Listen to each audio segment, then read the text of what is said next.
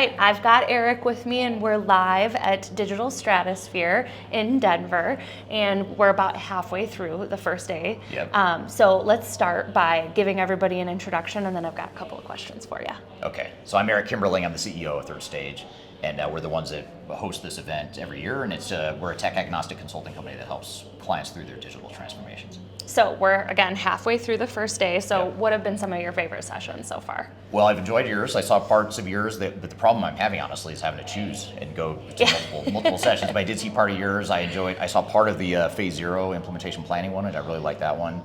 I actually facilitated a panel discussion. I love the panelists that were out there, and they're all very good. So those are a few of the ones I like. Great. So out of those sessions and the pieces that you've grabbed from both of the tracks so far, what's one thing that you've learned? Because you're pretty well versed in all of the arena of digital transformation, but is there anything that's resonated with you so far? Yeah, and it's interesting. I always learn so much from the attendees. I learn a lot from the speakers too, but there's something different about talking to the attendees because they're in it. You know, you and I are we're sort of on the side, working side by side with clients and talking about it and that sort of thing. That's great, and hopefully people learn from you and I. But there's something about talking to people that are doing this every day and the mistakes they've made, the questions they have, and that they're struggling with. So the one thing I've learned from them though is probably just how I feel like companies are becoming more diverse in terms of what they want out of technology and digital transformations, and it's becoming increasingly less likely that you're going to have one-size-fits-all answers, and just having a strategy that fits your needs and your priorities is becoming even more important just because technology is changing, businesses are changing, people are changing, and there's just so much variation in what you could be doing in technology. But it means that the customers have to take a more active role in what their transformation looks like because there are so many different paths. You can't just expect your software vendor is going to tell you, because they're going to tell you the answer that sells the most software for them. That's not necessarily what you need, it's what they want. So you've got to define what are we really trying to do here? So you just got off stage doing a presentation talking a little bit about what's to come in your next book. And spoiler alert, everybody, the idea of misalignment as basically the biggest red flag that you see for project failure and transformations. So what does that misalignment mean to you in like a short excerpt? Because I know you did a whole session on it, but. It means when a company starting at the top with their digital strategy or with their business strategy and their executive team, starting there, working our way down the organization, down to your digital transformation team, it's when you're not on the same page, you're not making decisions that are consistent.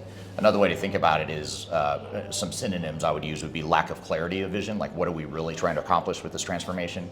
If we don't have that clarity, that means we're misaligned because we're guessing at that point and people are going to be on different pages.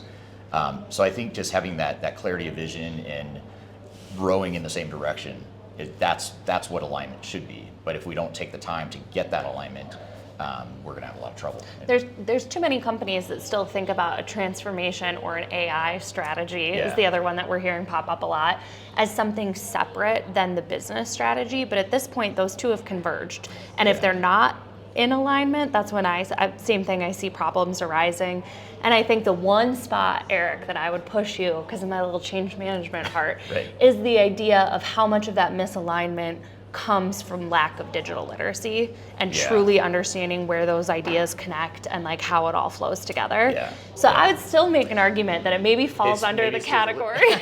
So maybe it's another layer deeper. Maybe you're just, because I'm trying to get to the root cause, and maybe you just went another layer deeper to another root cause, which is, because you're right, if we have digital literacy, we understand the risks we're taking, we understand what's real and what's not, and we can see through the marketing hype because we're digitally literate. We're just going to make better decisions and we're going to be more aligned as a team versus the sort of the blinded version of just taking hook, line, and sinker what a vendor tells you and buying the technology and then wondering why it fails along the way. Exactly. Well, thanks for taking some time on the busy day to step away. If you're not already, if you're not already, make sure you give Eric a follow. He does tons of really great content in the space of change management and digital transformation. But thanks for having us. Yeah, thank you so much. Bye.